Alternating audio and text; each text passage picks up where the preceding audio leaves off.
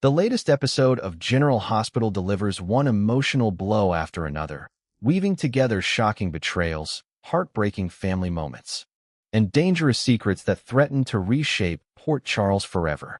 Nearly every major storyline reached a turning point, but perhaps none was more devastating than Michael Corinthos racing against time to save Willow after discovering she had been drugged.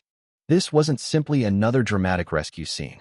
Instead, it represented the culmination of weeks of manipulation, deception, and emotional warfare that has surrounded Michael and Willow's fractured family. The consequences of this single incident could permanently alter custody battles, family alliances, and even the future of several beloved characters. Let's break down everything that happened and what these developments could mean moving forward. The episode begins with Michael receiving horrifying information that instantly changes everything. Learning that Jacinda had drugged Willow sends him into immediate panic. Unlike previous confrontations where Michael often paused to gather more information, this time his instincts completely take over. There isn't a second of hesitation. He simply runs. The urgency of his response tells viewers something important about Michael's emotional state. Despite everything that has happened between him and Willow, the betrayals, the painful separation, and the endless custody conflicts, he still cannot bear the thought of losing her. His first priority isn't revenge. It isn't exposing Jacinda. It isn't proving himself right. It's making sure Willow survives. That distinction matters because it reveals that beneath all the anger and legal battles, genuine love still exists. Even if neither Michael nor Willow fully understands what remains between them. When Michael finally arrives, the situation is even worse than expected. Willow is barely conscious. Her movements are sluggish. Her speech is incoherent. She has almost no awareness of her surroundings. The drugs have robbed her of the ability to protect herself, making her frighteningly vulnerable. What makes the sequence even more terrifying is Michael realizing that contaminated drinks are still nearby.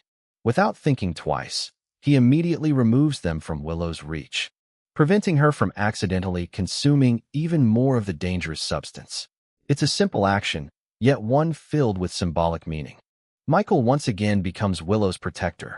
Even after everything they've endured, his instincts remain exactly the same. Protect first. Ask questions later. The emotional weight increases dramatically once Michael notices two innocent witnesses standing nearby. Amelia and Wiley. The children had been dropped off early by Yuri, completely unaware they were about to walk into one of the most traumatic moments of their young lives. This detail transforms an already heartbreaking rescue into something even darker. Children absorb far more than adults often realize. Even if Amelia and Wiley don't fully understand why Willow is unable to stand or speak properly, they immediately recognize that something is terribly wrong. Fear spreads through children almost instantly when they see a parent in distress. The writers smartly avoid turning the moment into unnecessary melodrama. Instead, they allow silence to do much of the storytelling. Imagine Wiley looking at his mother, confused why she can't answer him. Imagine Amelia searching Michael's face for reassurance. Children don't need explanations to understand danger. They simply feel it. Michael now faces two crises simultaneously. He must save Willow while also protecting Amelia and Wiley from emotional trauma. That balancing act becomes almost impossible. Should he comfort the children? Should he call for medical help?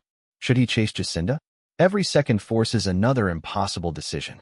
What makes Michael's character particularly compelling here is that he doesn't allow panic to consume him. Instead, he compartmentalizes. Years of surviving Corinthos family chaos have taught him how to function under impossible pressure. His breathing remains controlled. His voice stays calm. His actions become methodical. This calmness doesn't mean he isn't terrified. Quite the opposite. It shows that fear has become familiar territory. The audience can almost sense the internal storm raging beneath Michael's composed exterior. He's terrified Willow could die. He's terrified the children will be scarred forever. He's terrified this incident will trigger another endless legal nightmare. Yet none of those fears stop him from acting. Meanwhile, another emotional battlefield unfolds elsewhere in Port Charles. Jason Morgan and Drew Kane once again find themselves standing on opposite sides of an increasingly bitter family divide.